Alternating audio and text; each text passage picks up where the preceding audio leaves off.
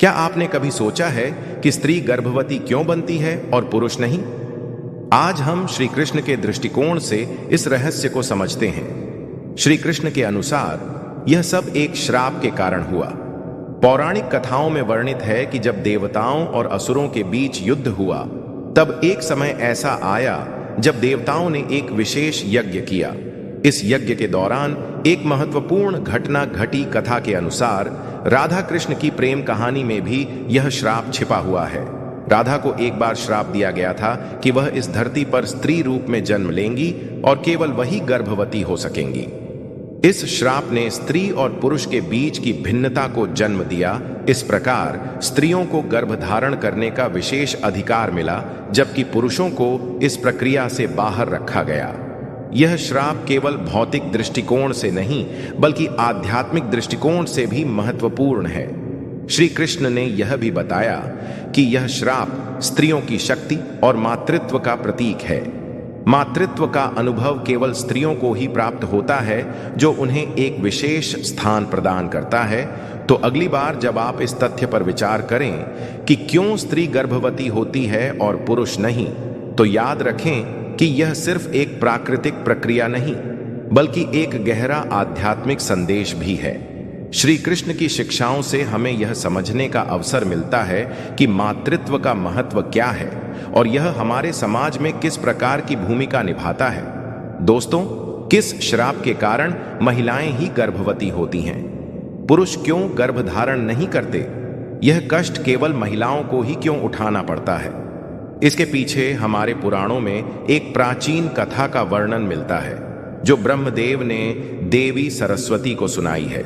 आइए आपको वह कथा सुनाते हैं। एक बार देवर्षि नारद भगवान श्री कृष्ण से पूछते हैं, हे प्रभु, केवल स्त्रियां ही गर्भधारण क्यों करती हैं? पुरुष क्यों गर्भधारण नहीं करते?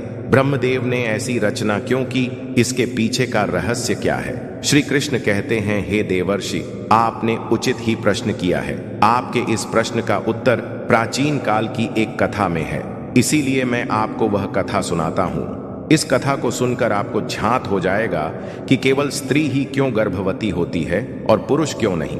तब भगवान श्री कृष्ण नारद जी को कथा सुनाने लगते हैं। एक समय की बात है, ब्रह्मलोक के चारों ओर दिव्य प्रकाश फैला हुआ है, जो ना तो सूर्य का है और ना ही चंद्रमा का। यह स्वयं ब्रह्मा जी की आभा है। ब्रह्मा जी के पास ही उनकी श्वेत वंशी और सुंदर मोर पंख से सजी वीणा लिए देवी सरस्वती विराजमान है। देवी सरस्वती ने ब्रह्मा जी के चरणों में बैठकर अपनी मधुर वाणी में कहना प्रारंभ किया, हे स्वामी, इस सृष्टि की संरचना में आपने अनगिनत अद्भुत कृतियां रची है। आपने अपनी इच्छा शक्ति से अनेक राशियों, देवताओं, गंधर्वों और सुंदर अप्सराओं को प्रकट किया। स्त्रियों को आपने सौंदर्य, चंचलता और आकर्षण प्रदान किया है। किंतु मैं एक जिज्ञासा से व्याकुल हूं। संसार में गर्भधारण का अद्भुत कर्तव्य और पीड़ा केवल स्त्रियों को ही क्यों सहनी पड़ती है? यह विशेषाधिकार और यह कष्ट केवल स्त्रियों के लिए ही क्यों निर्धारित हुआ? ब्रह्मा जी, जो अपनी चारों दिशाओं में देख रहे थे, उनकी बात सुनकर हल्के से मुस्कुराए। उनके मुख पर एक गूढ़ रहस्य की आभा झलकने लगी। उन्होंने अपना आसन थोड़ा समायोजित करते हुए कहा, हे देवी, आपने आज एक अत्यंत महत्वपूर्ण प्रश्न किया है। इस प्रश्न का उत्तर केवल एक कथा के माध्यम से ही समझाया जा सकता है।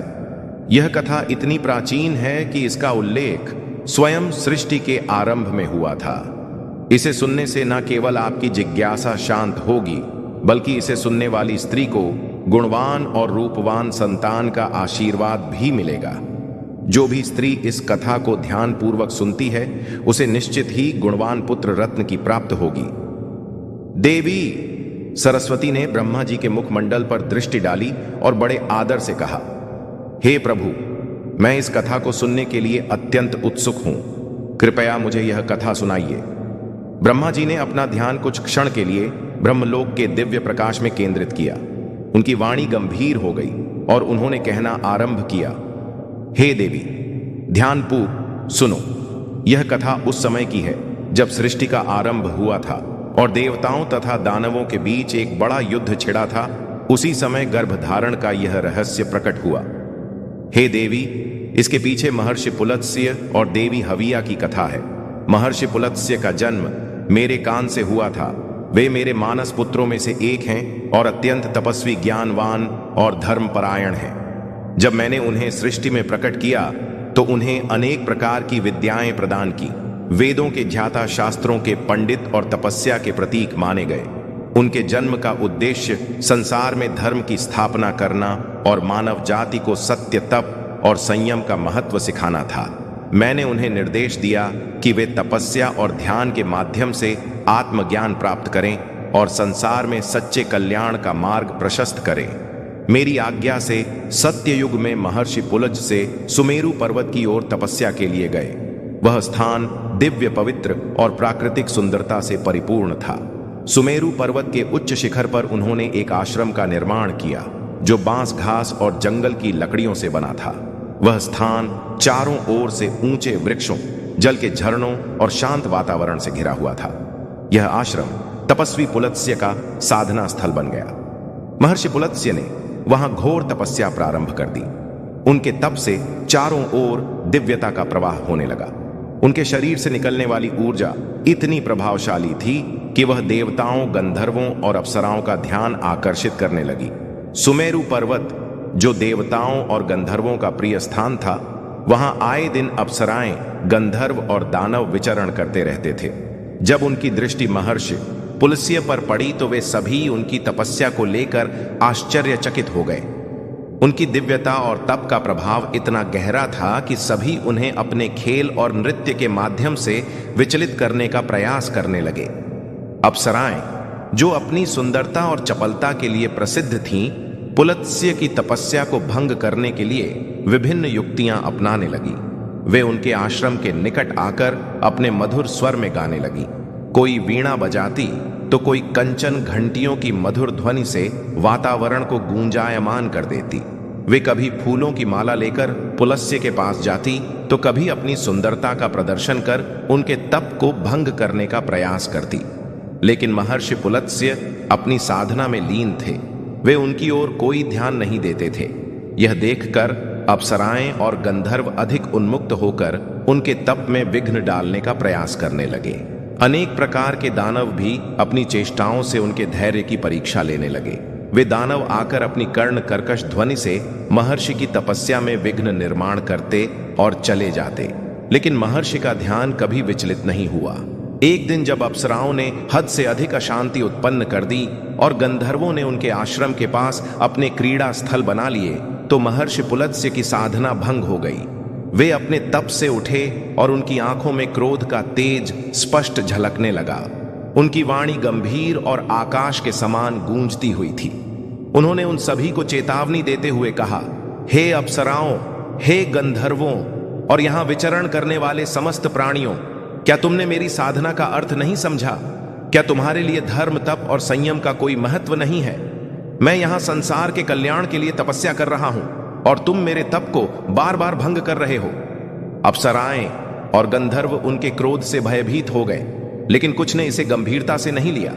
यह देखकर पुलत्स्य ने क्रोधित होकर कहा, हे अप्सराओं, गंधर्वों, दानवों तथा मानवों, आज मैं तुम सबको चेतावनी देता हूं। जो भी प्राणी अब मेरी तपस्या में विघ्न डालेगा वह गर्भ धारण करेगा, चाहे वह पुरुष हो, स्त्री हो, गंधर्व हो या दानव हो।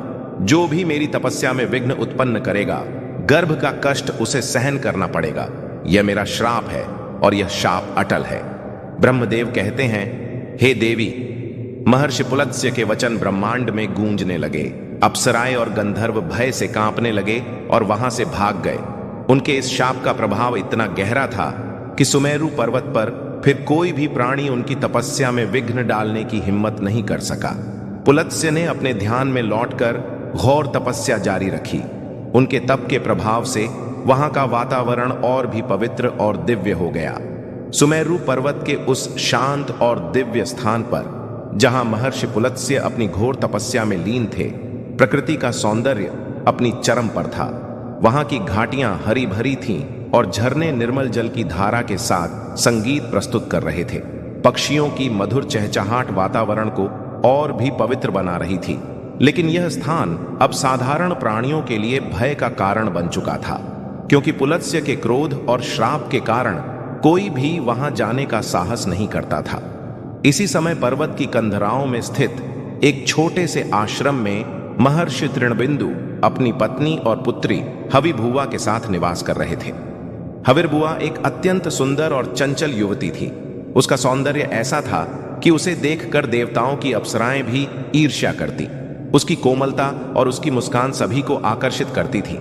वह स्वभाव से जिज्ञासु और सरल थी, लेकिन साथ ही उसकी बाल सुलभ चंचलता उसे पर्वत की कंधराओं और वन वन में घूमने को प्रेरित करती थी। एक दिन हबीर और भुआ अपनी सहेलियों के साथ पर्वत की कंधराओं में खेल रही थी। खेल खल में उसकी सहेलियां उससे बिछड़ गईं। उन्हें खोजने के लिए हबीर और भुआ चंचल मन से पर्वत की ऊंचाई पर चढ़ने लगी। वह सहेलियों को पुकारते हुए सुमेरु पर्वत के उस भाग में पहुंच गई जहां महर्षि पुलत्स्य का आश्रम था। यह स्थान अत्यंत शांत था। चारों ओर साधना की ऊर्जा प्रवाहित हो रही थी। हविर्भुआ ने पहले तो इसे ध्यान नहीं दिया और सहेलियों को पुकारती हुई महर्षि पुलत्स्य के आश्रम तक पहुंच गई। लेकिन जैसे ही उसने आश्रम के अंदर कदम रखा, महर्षि पुलत्स्य ने ध्यान से अपनी आंखें खोली। उनकी दृष्टि जैसे ही हवीर बुआ पर पड़ी, उनके श्राप का प्रभाव तुरंत ही प्रकट हो गया। हवीर बुआ, जो अब तक अपने सहेलियों को खोजने में व्यस्त थीं, अचानक अपने शरीर में एक अजीब बदलाव महसूस करने लगी। महर्षि पुलत्स्य की तपस्या और उनके श्राप की शक्ति इतनी प्रबल थी कि उनके सामने खड़ी होने मात्र से हविवा के शरीर पर इसका प्रभाव पड़ गया। उसके शरीर का रंग पीला पड़ने लगा, उसकी सांसें तेज हो गईं और उसके भीतर एक असहनीय पीड़ा का अनुभव होने लगा। हवीर बुआ ने अपने शरीर में इस विचित्र परिवर्तन को महसूस करते ही अपने पेट पर हाथ रखा। उसकी कोमल काया अब गर्भवती प्रतीत होने लगी थी। यह उसके लिए अत्यंत अचंभे और भय का कारण बन गया। उसने व्याकुल होकर महर्षि पुलत्स्य की ओर देखा, लेकिन महर्षि अपनी तपस्या में पुनः लीन हो गए थे। तभी हविबुआ की सहेलियां, जो उसे ढूंढते हुए उस स्थान पर आ पहुंची थीं, उसे देखकर स्तब्ध रह गईं। हवीर बुआ ने घबराई हुई आवाज में अपनी सहेलियों से कहा, हे सखियों, मुझे नहीं पता यह क्या हो रहा है। मैं यहां केवल तुम्हें खोजने आई थी, लेकिन जैसे ही मैंने इस तपस्वी को देखा, मेरे शरीर में यह बदलाव होने लगा। मुझे अपने शरीर में अजीब सा महसूस हो रहा है। मेरे पेट में जैसे कुछ हलचल हो रही है।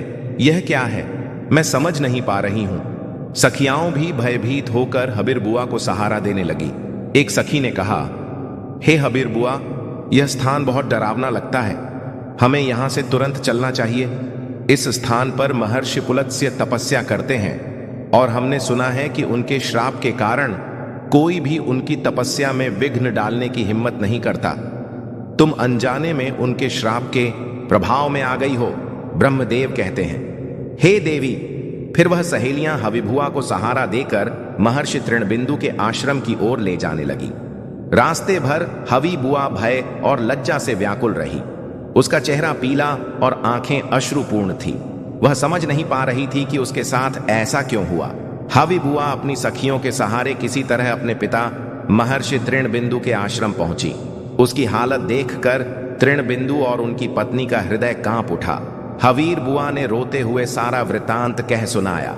उसने कहा, हे पिता, मैं अनजाने में महर्षि पुलत्स्य के तपस्थल पर पहुंच गई।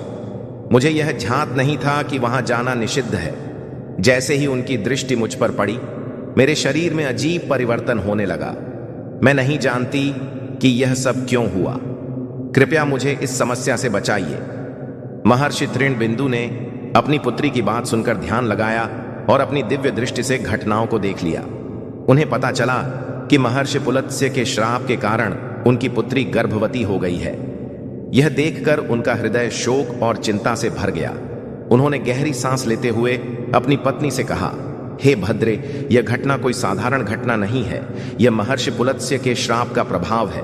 मेरी पुत्री अनजाने में उनके तप के बीच पहुंच गई और अब वही इस संसार की पहली स्त्री है जो गर्भवती हुई है।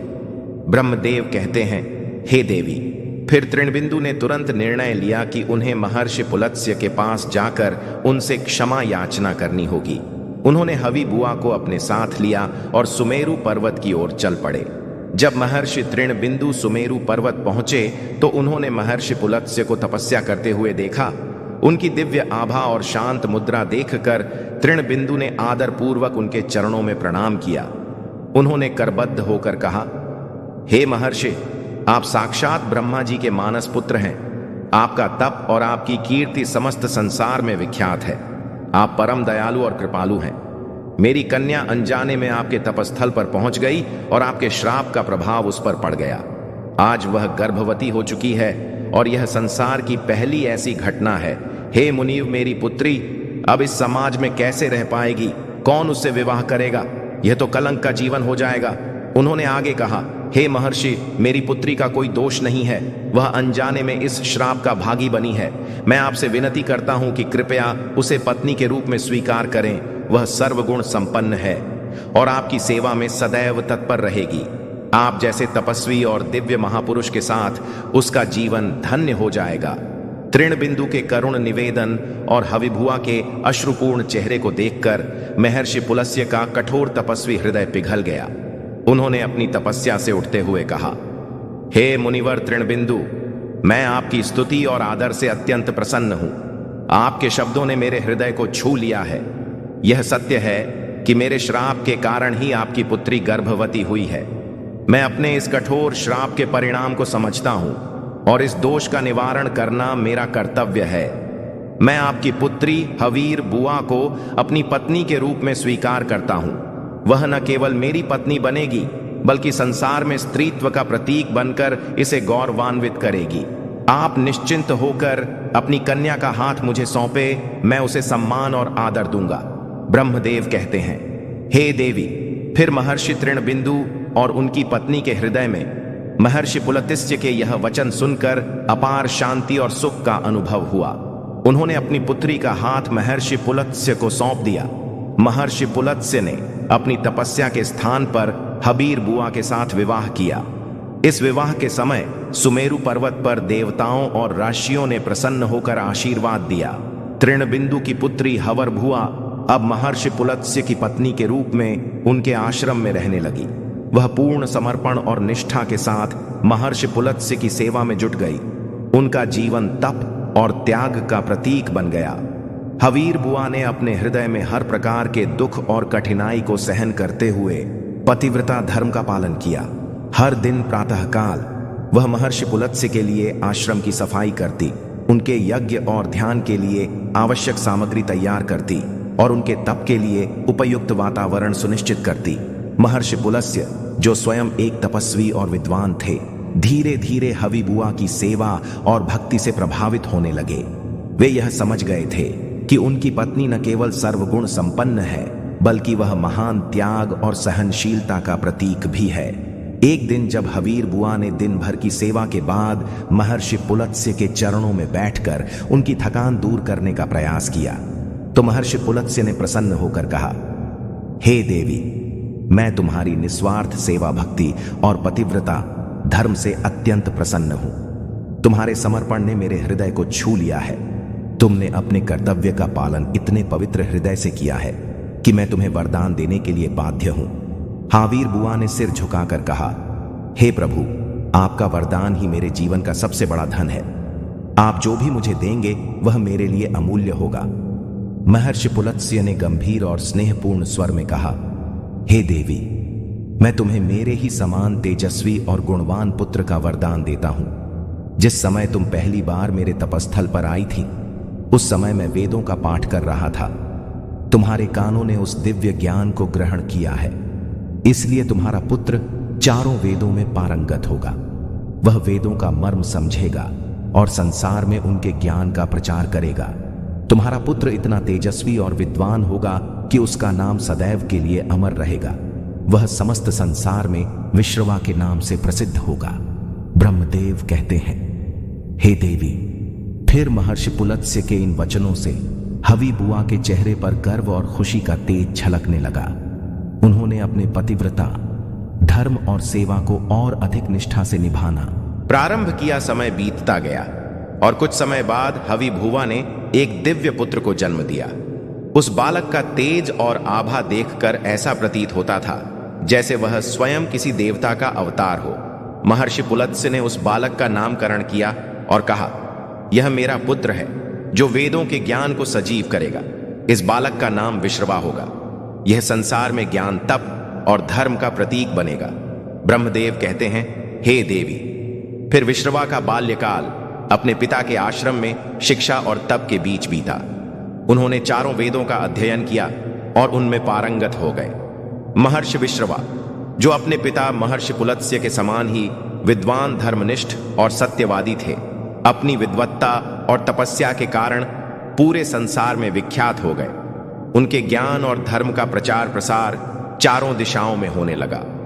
उनकी इस ख्याति और महानता को देखकर महर्षि भारद्वाज ने अपनी पुत्री इडविला का विवाह महर्षि विश्रवा के साथ कर दिया। महर्षि विश्रवा और इडविला का विवाह अत्यंत शुभ और पवित्र रीति से संपन्न हुआ। विवाह के बाद वह अपने पति की सेवा और उनके आश्रम की व्यवस्था में रत हो गई। समय बीता और इडविला ने एक तेजस्वी पुत्र को जन्म दिया। इस बालक का नाम वैश्रवण रखा गया। वैश्रवण के जन्म के समय से ही उनके भीतर दिव्य गुणों की झलक दिखने लगी थी। वे अपने पिता की भांति धर्मपरायण, सत्यवादी और तपस्वी स्वभाव के थे। उनका एक और नाम कुबेर पड़ा और यही नाम कालांतर में अधिक प्रसिद्ध हुआ। ब्रह्मदेव कहते हैं, हे देवी। फिर कुबेर बड़े होने पर धर्म और तपस्या की ओर आकर्षित हुए। फिर कुबेर ने कठिन तपस्या आरंभ की। उन्होंने वर्षों तक कठोर साधना की, जिससे देवता और आर्षि मुनि भी प्रभावित हुए। उनकी तपस्या से प्रसन्न होकर स्वयं मैं ब्रह्मदेव उसके सामने प्रकट हुआ और मैंने उसे आशीर्वाद देते हुए कहा, हे वत्स, मैं तुम्हारी तपस्या से अत्यंत प्रसन्न हूं। तुमने अपने धर्म, तप और संयम से मुझे संतुष्ट कर दिया है। इसलिए मैं तुम्हें वरदान देता हूं कि तुम उत्तर दिशा के स्वामी और धन के अधिपति बनोगे। तुम्हारे पास अपार संपत्ति और ऐश्वर्य होगा।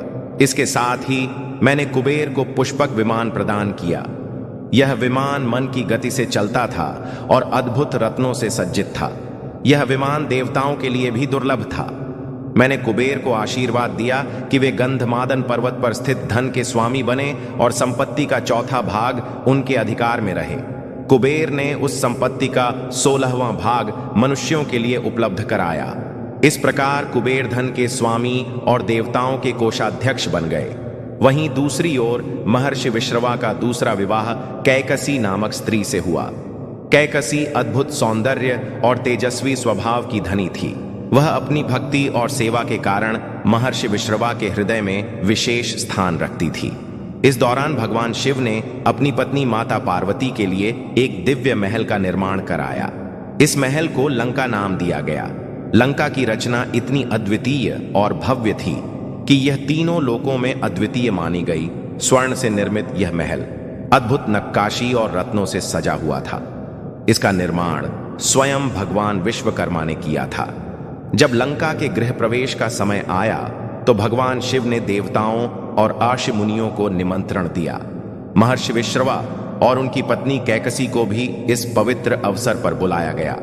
लंका के गृह प्रवेश के भव्य अवसर पर महर्षि विश्रवा और उनकी पत्नी कैकसी ने दिव्य स्वर्ण लंका के सौंदर्य और वैभव को देखा।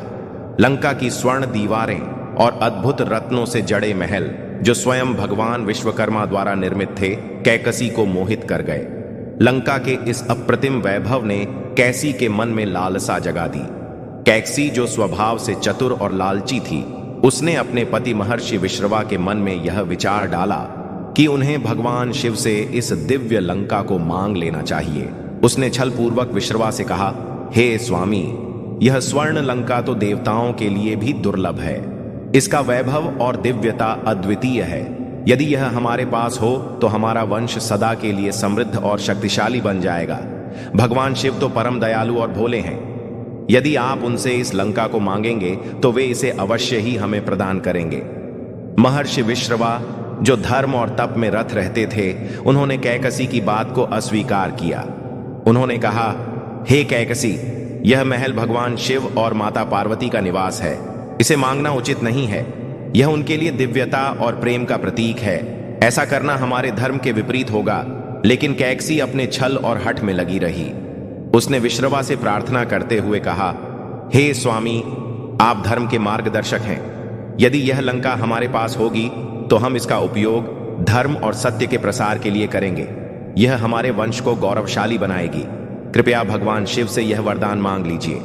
महर्षि विश्रवा अपनी पत्नी के बार बार आग्रह और दबाव के कारण वे अंततः तैयार हो गए।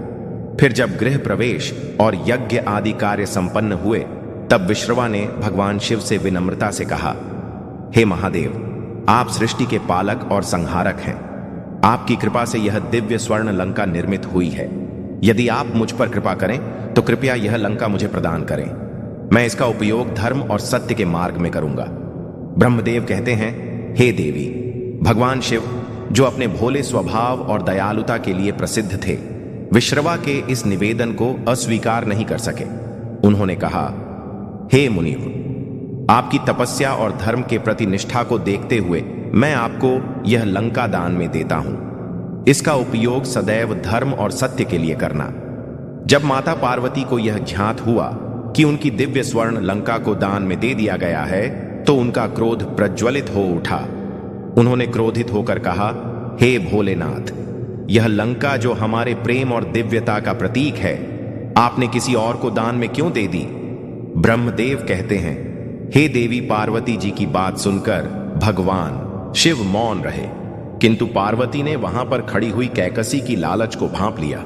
उन्होंने कैकसी की ओर क्रोध भरी दृष्टि से देखते हुए कहा, हे कैकसी, तुमने अपने स्वार्थ और लालच में मेरे पति से यह लंका मांग ली, लेकिन याद रखना, जिस लंका को तुमने छल से प्राप्त किया है वह एक दिन तुम्हारे वंश का विनाश करेगी। यह लंका भस्म हो जाएगी और तुम्हारे लालच का अंत हो जाएगा।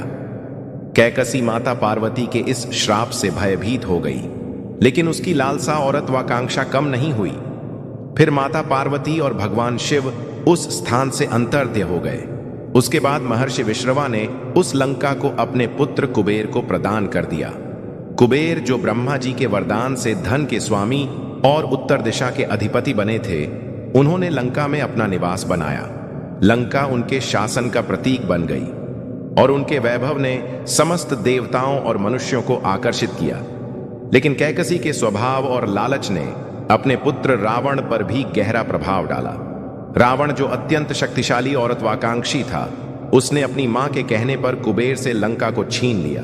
उसने अपनी शक्ति और छल से लंका पर अधिकार कर लिया और इसे अपने राक्षसी साम्राज्य का केंद्र बना दिया। त्रेता युग में जब भगवान विष्णु ने राम के रूप में अवतार लिया, तो रावण ने अपनी शक्ति के मद में आकर माता सीता का हरण कर लिया। यह अधर्म और अन्याय का परिणाम था। भगवान राम ने अपनी सेना के साथ रावण का संहार किया, लेकिन इससे पहले भगवान शिव के अवतार हनुमान जी ने माता पार्वती के श्राप को पूर्ण किया। लंका में प्रवेश कर हनुमान जी ने अपनी पूंछ में अग्नि प्रज्वलित की और सोने की लंका को जलाकर भस्म कर दिया। स्वर्ण से जगमगाती लंका देखते ही देखते राख में बदल गई। माता पार्वती का श्राप साकार हुआ और कैकसी के लालच और छल का अंत हो गया। ब्रह्मदेव देवी सरस्वती की ओर देखकर गंभीर और मधुर स्वर में कहने लगे, हे देवी, संसार की रचना करते समय मैंने हर जीव को विशिष्ट गुणों से विभूषित किया, लेकिन जब स्त्री की रचना करने का समय आया तो मुझे सबसे अधिक समय लगा। स्त्री केवल एक जीव नहीं है, बल्कि वह संपूर्ण सृष्टि की आधार है। महर्षि पुलत्स्य के श्राप के कारण संसार की स्त्रियों को गर्भ धारण करने का दायित्व प्राप्त हुआ, लेकिन इसे मैंने वरदान रूप में परिवर्तित किया। स्त्रियां गर्भ धारण करके एक नए जीवन को जन्म देती हैं। यह कर्तव्य कठिन है, यह पीड़ा असीम है, लेकिन इसके पीछे एक दिव्य उद्देश्य है। गर्भधारण का यह दायित्व स्त्रियों को इसलिए सौंपा गया क्योंकि मैंने उन्हें पुरुषों से अधिक सहनशील बनाया है। उनके भीतर हर प्रकार के दुख, कष्ट और पीड़ा को सहन करने की शक्ति है। उनकी सहन शक्ति पुरुषों से अधिक है, क्योंकि वे केवल शारीरिक रूप से ही नहीं, बल्कि मानसिक और भावनात्मक रूप से भी अद्वितीय है। मैंने स्त्रियों के हृदय में ममता और प्रेम का भाव डाला। ये वही भाव है जो एक मां को अपने बच्चे के लिए हर कठिनाई सहने के लिए प्रेरित करता है। ममता के कारण ही स्त्रियां अपने बच्चों का लालन पालन निस्वार्थ भाव से करती हैं। वे अपने बच्चों की हर आवश्यकता पूरी करती हैं और उनकी रक्षा के लिए हर त्याग करने को तैयार रहती हैं। यह प्रेम और ममता ही स्त्रियों को संपूर्ण बनाती है। तो दोस्तों, इस प्रकार महर्षि पुलत्स्य के श्राप के कारण संसार की स्त्रियां गर्भवती होती हैं, लेकिन यह केवल एक श्राप नहीं बल्कि एक वरदान है जो स्त्रियों को सृष्टि की सबसे अद्वितीय रचना बनाता है। तुम्हें इससे क्या फर्क पड़ता है कि मैं जाऊं या नहीं? पत्नी समझ चुकी थी कि धीरे धीरे उसका पति उसकी ओर आकर्षित हो रहा है। अगली सुबह जब मौसी आई तो उन्होंने पूछा, बेटा तुम्हारी यह तरकीब काम कर रही है? पत्नी मुस्कुराई और बोली, मां पूरी तरह से तो नहीं, लेकिन इसका असर धीरे धीरे दिखने लगा है। अगले दिन जब पति काम से घर लौटा तो उसने देखा कि उसकी पत्नी बेहद खूबसूरत लग रही थी। जैसे ही वह उसके पास पहुंचा उसने उसे अपनी बाहों में भर लिया और बिस्तर पर लेट गया। यह देख पत्नी के चेहरे पर खुशी की लहर दौड़ गई और दोनों प्यार भरी बातें करने लगे। इससे उनके रिश्ते में और मजबूती आ गई। समय धीरे धीरे बीतता गया और एक दिन पत्नी गर्भवती हो गई। यह शुभ समाचार सुनते ही उसने तुरंत अपनी बूढ़ी मौसी को फोन किया और सब कुछ बताया। मौसी बेहद प्रसन्न हुई और बोली, बेटी अगर पत्नी चाहे तो वह अपने पति को अपने अनुसार बदल सकती है, चाहे वह जैसा भी हो। यह सुनकर पत्नी ने जिज्ञासावश पूछा, तो क्या अब आप मुझे वे 4 बातें बताएंगी? मौसी हल्का सा मुस्कुराई और बोली, मैं हमेशा अपने पति के साथ बिना कपड़ों के सोना पसंद करती हूं। पत्नी यह सुनकर हैरान रह गई और पूछने लगी, लेकिन मौसी इसके पीछे राज क्या है? मौसी हंसते हुए बोली, बेटी अब तुम्हारा उद्देश्य पूरा हो चुका है, तुम्हें इन बातों की जरूरत नहीं रही, लेकिन हां जब अगली बार आऊंगी तो जरूर बताऊंगी। इतना कहकर मौसी वहां से चली गई। समय के साथ पति पत्नी का रिश्ता और गहरा हो गया।